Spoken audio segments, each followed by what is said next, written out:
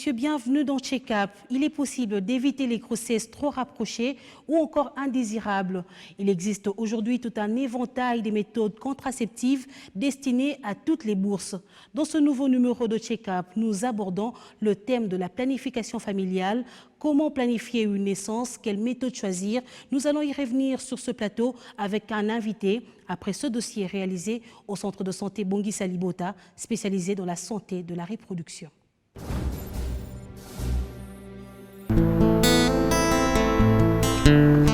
Grossesse, naissance, croissance, ainsi va le cycle de la vie. Et pour réussir harmonieusement ces stades vitaux, il s'avère impérieux de faire une bonne planification. Domaine très important pour le bien-être d'une personne à l'âge de procréer et pour le développement de la société. Ainsi, les naissances désirables autant voulues sont des atouts pour qu'aucune femme n'ait perdu la vie lors de l'enfantement. Mais à une condition qu'elle opte après consultation pour une méthodologie parmi les moyens contraceptifs disponibles.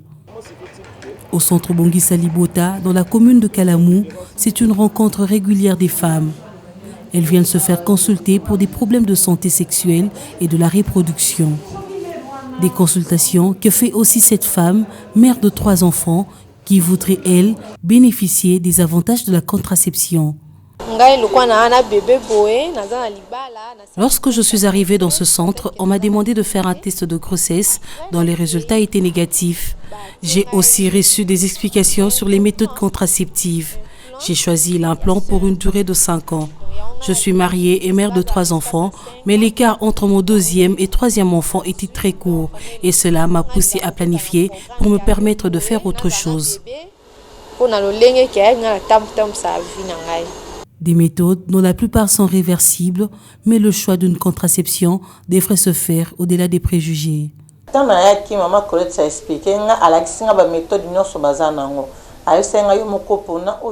J'ai reçu des conseils de l'infirmière sur les méthodes contraceptives. J'ai porté mon choix sur l'implant de 7 ans parce que j'avais trouvé qu'il n'y avait pas d'inconvénient. Le début a été pénible pour moi, mais avec le temps, j'ai appris à vivre avec. Il faut dire qu'à un certain moment, j'ai craigné des probables effets négatifs, mais les examens d'échographie n'ont rien relevé dans ce sens. Par conséquent, je vous rassure que tout va bien. En tout cas, complications les non-plats, c'est pour 7 ans. Donc la femme a fait avec ça 7 ans. Et aujourd'hui, elle est venue pour qu'on retire. Bon, elle voulait une autre méthode. C'est pourquoi elle veut. D'abord, elle va causer avec son mari. Et puis après, elle va. Celle que je venais de retirer, c'est 6 tiges. Les non-plats, c'est 6 tiges. Donc ça prend quand même un peu de temps. Oui. Ça peut prendre, tout au plus 30 minutes, ça va. La maternité est un don des dieux, certes, mais encore faut-il qu'elle soit responsable. La planification met à la disposition des femmes toute une gamme de méthodes à choisir selon la durée et le modèle voulu. Je suis mère de 6 enfants et j'ai eu mon premier enfant à l'âge de 18 ans. Arrivé à ma dernière grossesse, je me suis décidé de recourir à une méthode contraceptive pour une durée de 5 ans. Je vous assure que j'ai reçu des découragements de part et d'autre, mais cela ne m'avait pas découragé pour autant. J'ai continué à vivre avec mon implant jusqu'à ce que le médecin va me conseiller de changer pour un 2e, à placer cette fois-là en dessous de la matrice, vu que j'ai pris un peu de poids. Et tout s'est bien passé. J'ai trouvé la nécessité de recourir au planning familial vu que je suis déjà mère de 2 enfants. Cela est très important pour une femme responsable. J'entends des rumeurs à la cité, mais je ne me fie pas à cela parce que j'ai un objectif. Je dois planifier mes naissances. Une bonne contraception selon la durée et le choix se fait en accord et en harmonie avec le système organique du corps de la femme. Elle fait d'abord son test. Le test est négatif. Et que nous n'avons pas tenu compte du jour qu'elle a eu le rapport sexuel. Tout ça, ça compte. Or, le rapport sexuel, le test de grossesse, s'il faut le faire et avoir un très bon résultat, il faut attendre au moins tout au plus 2 semaines après le rapport sexuel. C'est à ce moment-là vous avez un bon résultat. Mais s'il s'avère que la femme, elle peut être aussi muette sans pour autant nous dire qu'elle a eu des rapports sexuels, et nous faisons notre test et que le test est négatif, et nous insérons l'implant, vous remarquerez la femme revenir après, non, je n'ai pas vu de règles. Quand une femme vous dit qu'elle n'a pas eu ces règles, il est censé de faire encore le test des grossesses. Nous faisons le test des grossesses, à ces moments-là, vous remarquerez que la femme est enceinte. La planification familiale demeure un indicateur efficace de la sexualité responsable.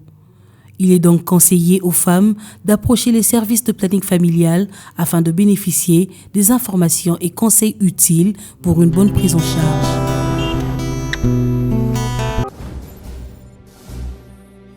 Pour parler de ce sujet, un invité sur ce plateau, le docteur Moïse Mbila.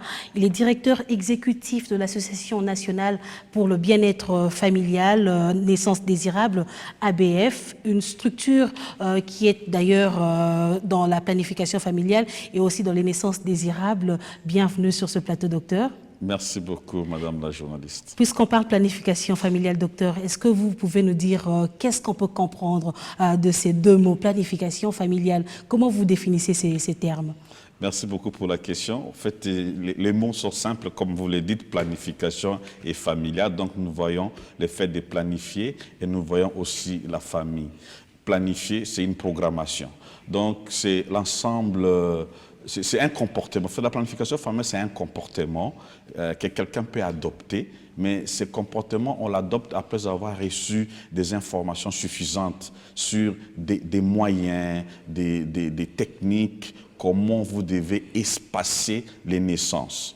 Avoir une taille voulue de la famille, avoir un nombre voulu d'enfants à des moments précis par rapport à votre désir, par rapport à votre volonté. Mais lorsque vous pensez que toutes les choses-là sont réunies, vous dites que vous êtes en bonne santé, vous avez des ressources financières suffisantes pour prendre en charge votre famille, pour bien les éduquer, bien les envoyer à l'école. Est-ce qu'il est toujours nécessaire de planifier, docteur? Par là, j'aimerais poser une question. Est-ce que faudrait-il planifier? C'est nécessaire?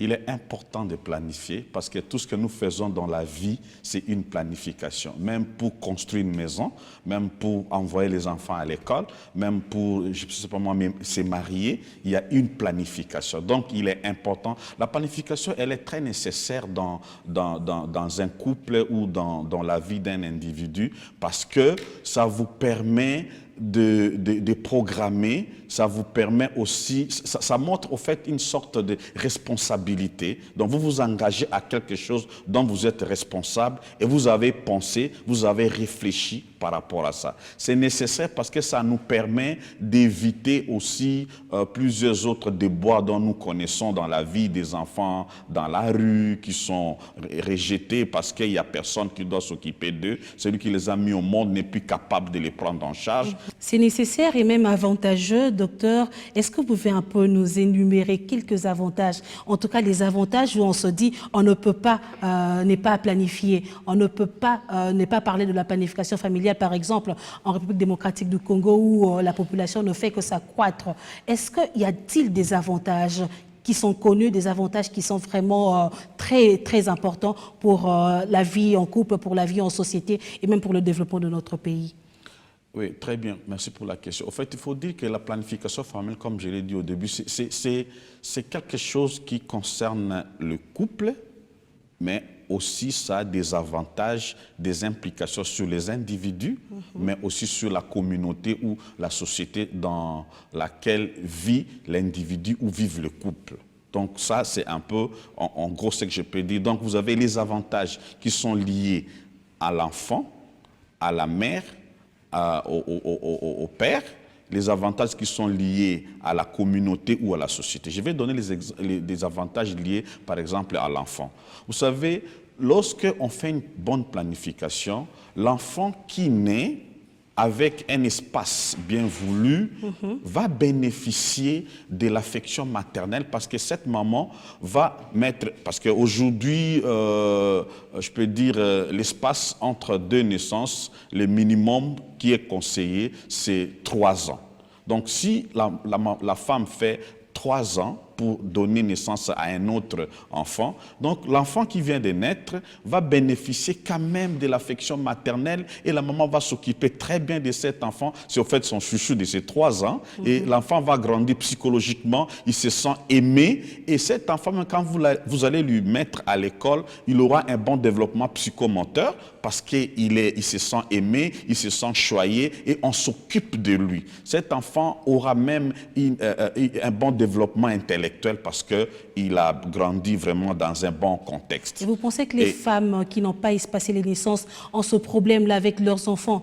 Vous ne pensez pas que l'amour d'une mère est plus que tout? Et la maman se dit, ben, ce sont mes enfants, je veux les aimer, les choyer et les chuchoter pour qu'ils puissent bien grandir. Et c'est vrai. Cet amour sera partagé entre le premier et le second, soit qui est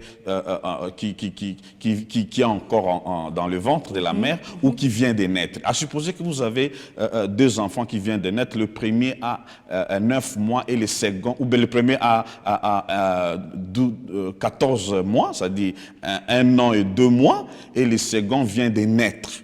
Donc, vous aurez à vous... La maman aura comment je peux dire... il y aura un challenge entre les premiers et les nouveaux.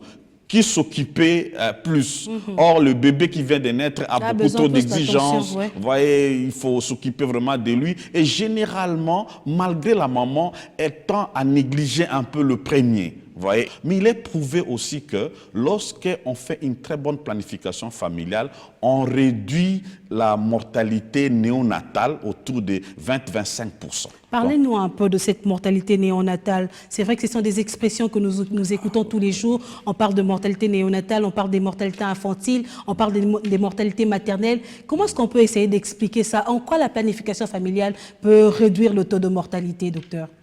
Alors, il faut dire que les enfants de 0 à 30 jours, ce sont des nouveau-nés, ou ce que nous appelons communément des bébés. Donc, ce sont des nouveau-nés. Et tout cas de décès des enfants de cette tranche d'âge-là, c'est ce que nous appelons mortalité néonatale. Alors, au-delà des 30 jours, ça entre dans les lots de mortalité infantile. Alors, généralement, lorsque nous avons bien sûr, il y a d'autres causes aussi qui contribuent à la mortalité des enfants de cette tranche d'âge-là. Mais on a constaté que si on fait de bonnes planifications familiales, donc nous pouvons éviter 25 ou 30% de mortalité néonatale. Alors, la planification familiale, si nous faisons une bonne planification familiale, c'est que nous allons aussi réduire le nombre de grossesses.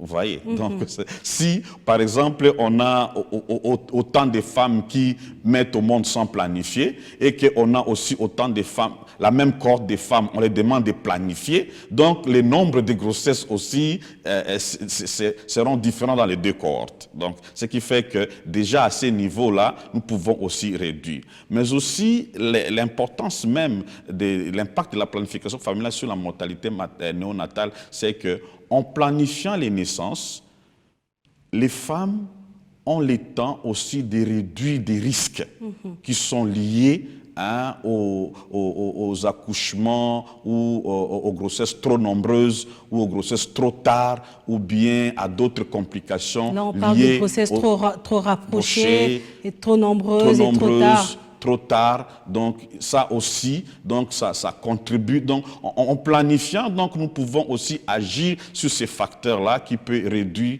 les nombres de décès néonatals. Mais il est aussi prouvé que dans les 24 heures qui suivent l'accouchement, il y a près de 50% des décès néonatals qui surgissent si on ne met pas tous les paquets, tous les moyens en jeu. Mais là, c'est pour dire que au monde ou en République démocratique du Congo, ou même en Afrique, les femmes continuent encore à mourir en donnant la vie. Donc les structures ne sont pas bien encadrées pour pouvoir bien recevoir le bébé qui vient de naître et même prendre soin de la femme qui vient d'accoucher. les principes ou, je peux dire, ce qui était comme devise pour les programmes nationaux de santé de la reproduction, c'est que, ou la vision, c'est que la femme ne doit pas mourir parce qu'elle doit donner naissance à une vie. Donc ça, c'est un principe que tous ceux qui sont intervenants de la santé sexuelle et reproductive ont comme principe de base qui doit circuler, véhiculer dans notre sang et dans notre travail de tous les jours. La réalité, elle est comment? Alors, la réalité est telle que on met des moyens pour qu'on n'arrive pas à ça.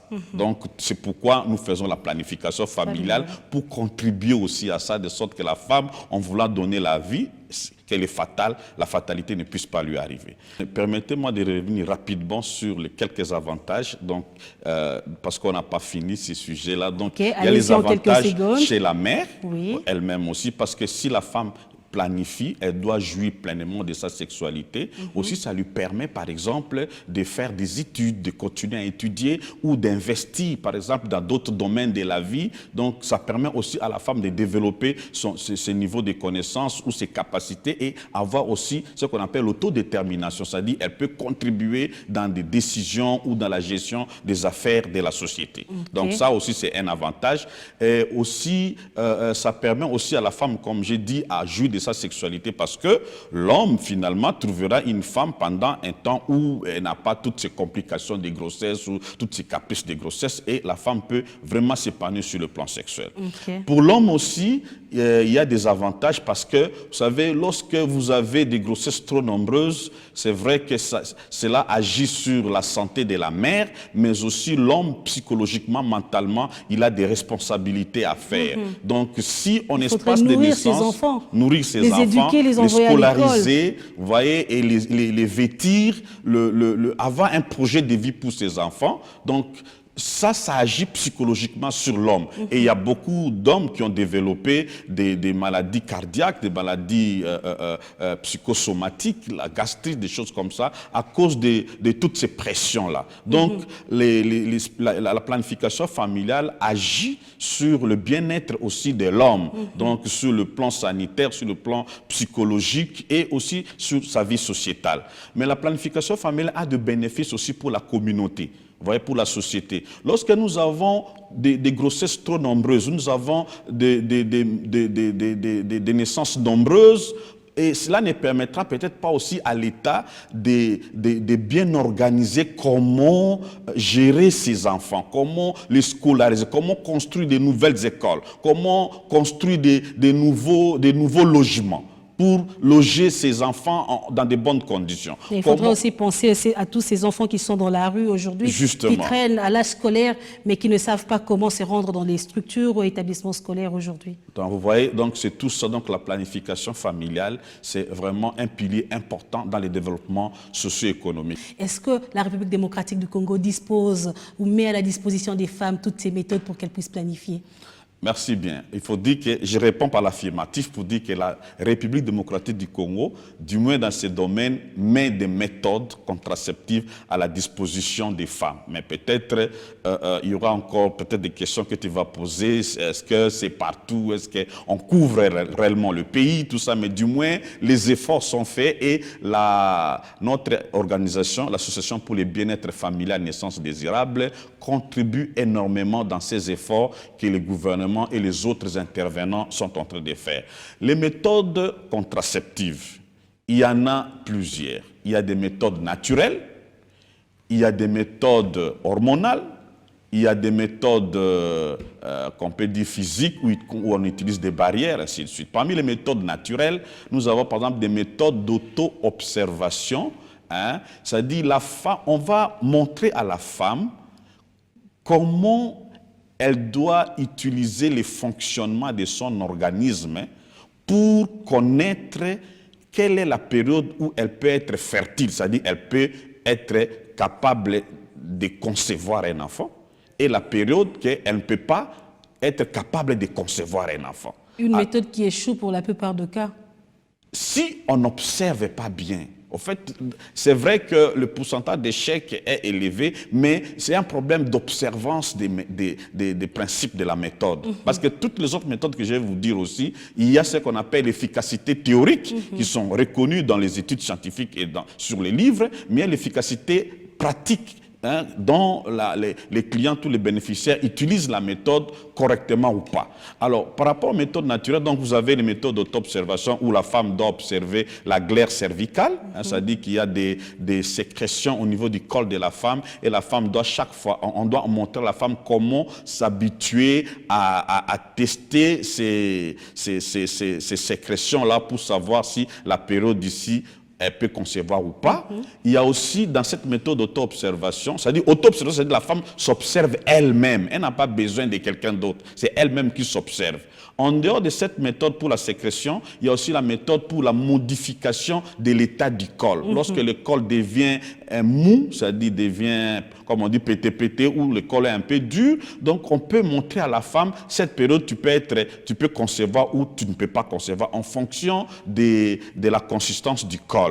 Ça, c'est la deuxième méthode d'auto-observation. La troisième méthode d'auto-observation, c'est la température basale. C'est-à-dire, tout individu tel que vous êtes là, quand tu dors, le matin, quand tu te réveilles très tôt matin, tu n'as rien fait comme travail, tu peux prélever ta température. C'est cette température qu'on appelle température basale, sans avoir travaillé. Ça aussi, ça indique la période où la femme peut concevoir ou pas. Comment prélever cette température, docteur?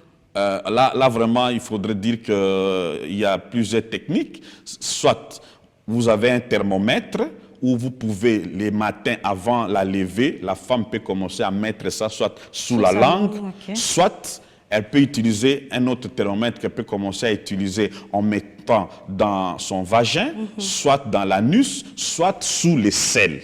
Alors, ça dépend de quelle technique la femme voudrait, mais toutes les femmes qui veulent, on peut vraiment les montrer comment le faire dans une clinique. Notre clinique Bongisa Dibota est très bien disposée, que ce soit ici ou à Matadi, clinique Tomisa Dibuta. Donc, on peut facilement expliquer. Il y a bien sûr d'autres cliniques aussi qui sont dans la ville de Kinshasa à travers le pays qui peuvent le montrer. Docteur, rapidement, est-ce que vous pouvez nous parler des autres méthodes qui existent, notamment des méthodes chimiques avec la modernité aujourd'hui? Il y a plusieurs autres méthodes pour aider la femme à bien planifier ses naissances. Est-ce qu'on peut connaître ces méthodes-ci? Merci bien. Mais je voulais ajouter une des méthodes naturelles dont les femmes préfèrent beaucoup aujourd'hui. Ils appellent ça les mayakas, c'est les colliers du cycle. Méthode naturelle très simple, mais dont la femme peut connaître vraiment le fonctionnement de son cycle et la période où elle peut tomber enceinte ou pas. Parmi les méthodes dont vous appelez communément chimiques, là, il y a les méthodes que j'ai appelées méthodes hormonales, des méthodes qui utilisent par exemple les injectables. Vous pouvez avoir les méthodes avec les dépôts Provera ou les méthodes avec les Neten. Pour les dépôts Provera, c'est chaque 3 mois. Pour les Neten, c'est chaque 2 mois. Et maintenant, il y a une nouvelle méthode qu'on a ajoutée, c'est Cyanapress aussi, qui est comme dépôt Provera pour chaque 3 mois. Vous avez aussi, en dehors des injectables, vous avez des implants. Les implants, c'est un petit dispositif qui a l'hormone que l'on peut mettre sous les bras de la femme et on le met sous-cutané, sous la peau, et ça peut protéger la femme pendant 5 ans. Il y en a d'autres aussi pour 3 ans, il y en a d'autres pour 5 ans. Mais il y a aussi d'autres méthodes comme les pilules que les femmes connaissent beaucoup. Il y a des pilules que les femmes prennent chaque jour. Pendant 28 jours, la femme va prendre ces comprimés pour lui permettre d'espacer les naissances.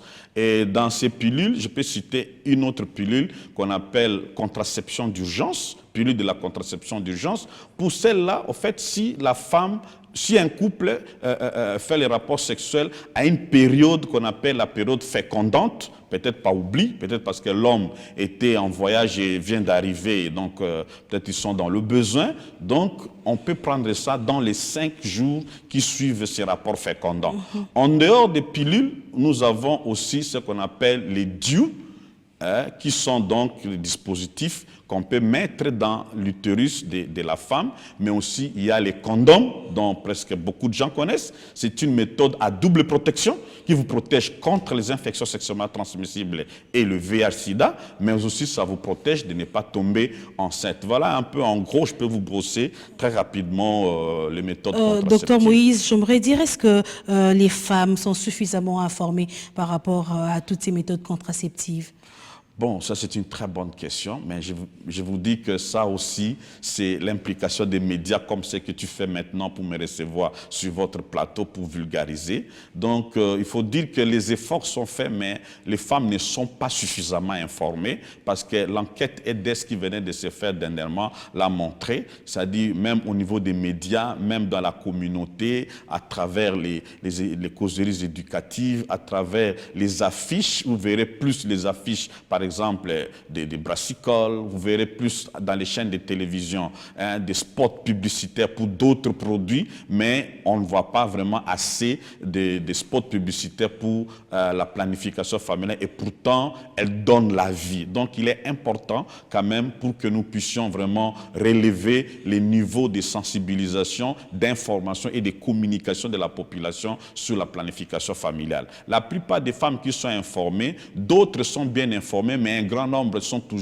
souvent mal informés avec beaucoup trop de rumeurs dont les gens sont en train plus de parler de quelques petits effets secondaires qu'ils ont peut-être mal gérés ou qui n'ont peut-être pas elles ne sont pas revenues vers les prestataires cliniques pour les conseiller à bien utiliser leurs méthodes. Alors parfois avec des rumeurs, les gens circulent un peu de fausses informations. Mais parlons de ces rumeurs, certaines personnes disent que lorsque vous gardez les implants pendant longtemps, vous risquez de devenir stérile. Une fois que vous auriez envie d'avoir des enfants, ça risque de vous compliquer. Qu'est-ce que vous pourriez dire par rapport à cela? Ça, ce n'est pas la bonne information. La bonne information, c'est que lorsque une femme reçoit l'implant, on lui donne même le délai d'action de cet implant. On vous dit par exemple que non, ça peut agir 3 ans ou ça peut agir 5 ans. Au bout de 5 ans, la femme doit revenir et on va lui retirer en bonne et due forme avec délicatesse l'implant et la femme peut retrouver encore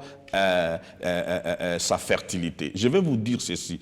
Toutes les méthodes contraceptives, en dehors des méthodes chirurgicales, toutes les autres méthodes-là sont réversibles. C'est parmi les propriétés des méthodes contraceptives. C'est-à-dire, lorsque vous prenez un produit contraceptif, cela vous permet seulement d'espacer les naissances.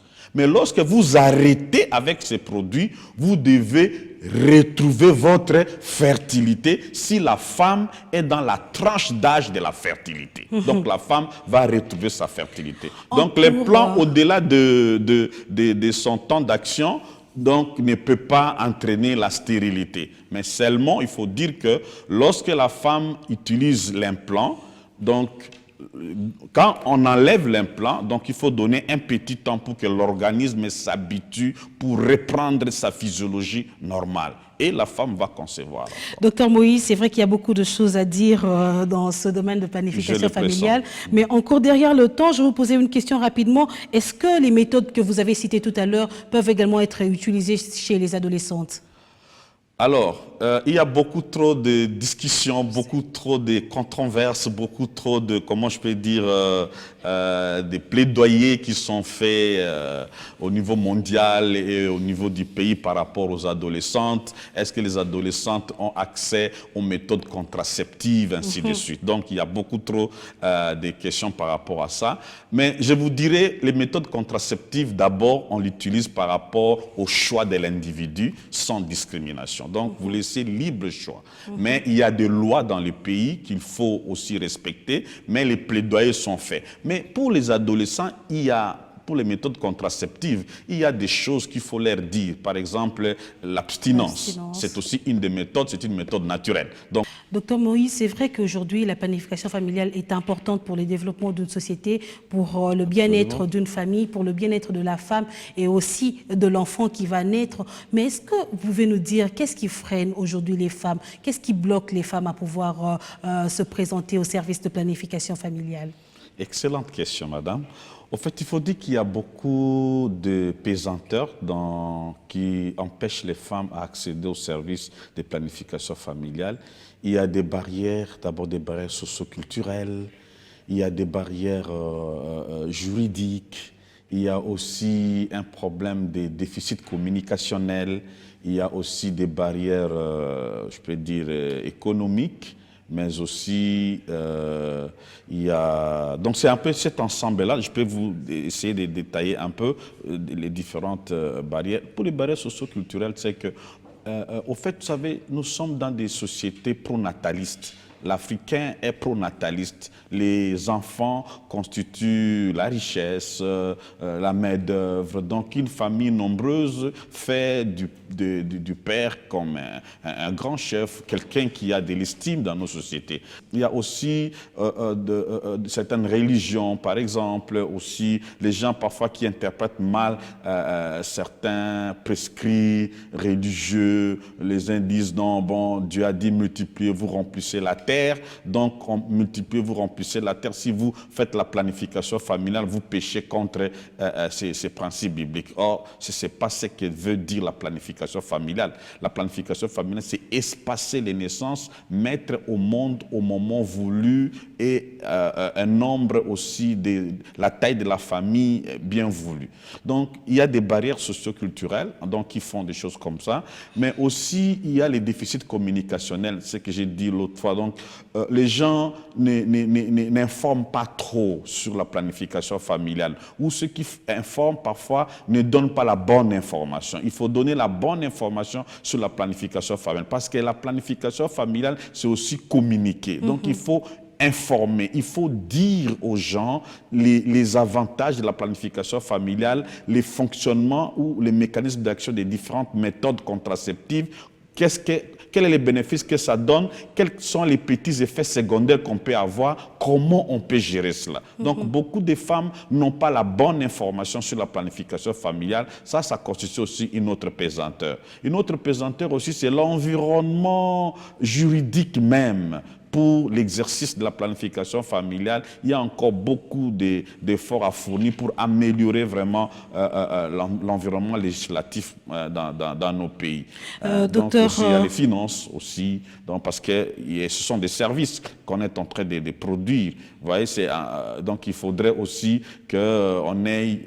on dit la santé n'a pas de prix, mais la santé a un coût. Vous voyez, donc il faut aussi qu'on mette tout ça dans le paquet, dans des conditions qui sont les nôtres, où la majorité, bon, il y a la pauvreté, quoi. Donc, parfois, c'est difficile à certaines femmes pour accéder, mais l'Association pour le bien-être familial naissance désirable met à disposition de la population congolaise les contraceptifs accessibles à des conditions où tout le monde peut accéder, même les marginalisés ou les mal desservis ou les indigents. Mais puisque vous parlez déjà de votre association, docteur, on va finir par l'ABFND. Est-ce que vous pouvez nous dire concrètement ce que vous faites sur le terrain pour pouvoir aider les femmes à planifier, à espacer leur naissance? Et aussi, dites-nous, est-ce que vous bénéficiez d'un appui du gouvernement congolais afin de pouvoir arriver à atteindre vos objectifs? Merci beaucoup. ABFND, Association pour le bien-être familial naissance désirable, c'est au fait l'organisation pionnière, mais je peux dire génitrice de la santé sexuelle et reproductive en RDC.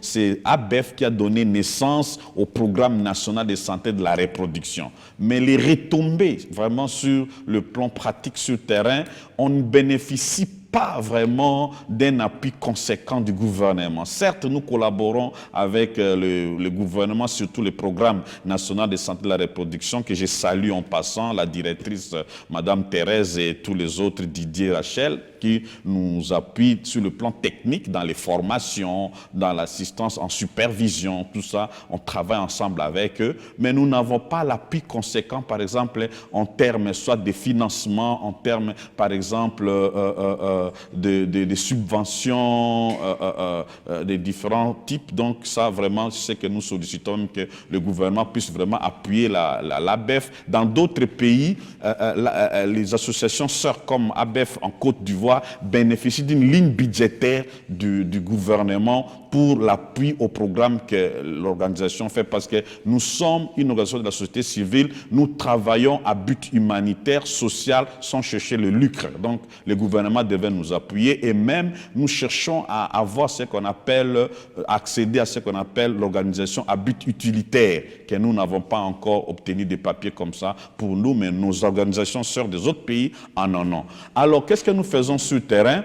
Nous avons deux stratégies de travail. on a la stratégie de distribution à base communautaire où nous formons les ADBC, comme on le dit, agents de distribution à base communautaire. Il n'est pas nécessairement quelqu'un qui a fait les histoires de santé. Il peut être un frigoriste, il peut être un pousse-pousseur, il peut être une femme ménagère, il peut être un enseignant, une informaticienne, une journaliste comme vous, mais que nous allons former dans la distribution des contraceptifs dans la communauté. Et il peut parler de la planification familiale à ses collègues de service comme à Bion ici. Vous pouvez parler aussi des gens de votre quartier ou de votre maison.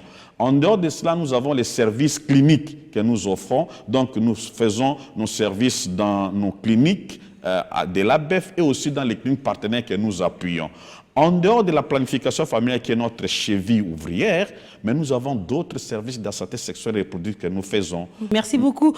Docteur Moïse Mbila, je rappelle que vous êtes directeur exécutif de l'association nationale, l'association pour le bien-être familial, naissance désirable, ABF-ND. Merci d'avoir répondu à notre invitation. Merci beaucoup, madame. On se retrouve tout juste après 1001 questions santé. Comment utiliser un test de grossesse? Les tests de grossesse, vendus dans la majorité de cas en pharmacie, sans ordonnance, permettent de mettre en évidence la gonadotrophine chorionique, hormone sécrétée uniquement chez la femme enceinte, et ceci dès le début du développement de l'embryon. Le test de grossesse permet de détecter l'hormone gonadotrophine chorionique sécrétée lorsque l'œuf se fixe dans la paroi utérine environ 8 jours après la fécondation. Le taux de cette hormone augmente progressivement au cours de 6 premières semaines de grossesse. Le test de grossesse est fiable à 99% lorsqu'il est utilisé en suivant scrupuleusement le mode d'emploi. Le réactif du test se place sous les jets d'urine ou dans un flacon d'urine qui vient d'être recueilli. 5 à 30 minutes plus tard, il y aura l'apparition d'une bande de couleur, d'un point ou d'une croix par exemple, selon le type de test qui indique un certain niveau d'hormones et évoque une très forte probabilité de grossesse. Il est conseillé de pratiquer ce test le matin et au moment de la journée où les urines sont les plus concentrées. Il est nécessaire d'attendre au moins une dizaine de jours après la fécondation pour effectuer le test, soit 2 ou 3 jours après la date présumée des règles. La technique de bandelette est aussi utilisée dans les tests urinaires de grossesse que chacun peut se procurer en pharmacie sans prescription médicale. C'est la fin de ce magazine consacré aux méthodes contraceptives. Merci de rester sur B1 Télévision.